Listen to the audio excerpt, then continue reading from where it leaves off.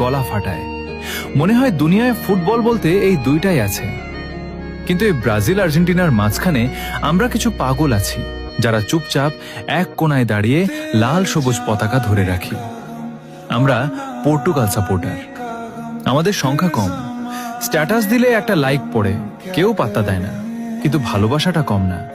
কারণ আমরা সাপোর্ট করি রেজাল্ট দেখে না, প্লেয়ারের হাইপ দেখে না।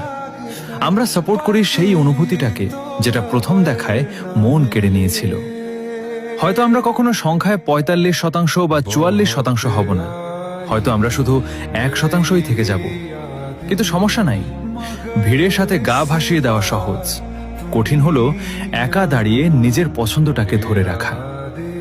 আমি গর্ব করে বলি আমি পর্তুগাল, আর আমি জানি আমার মতো আরো অনেকেই আছে যারা এই ১%-এর মধ্যে আছে।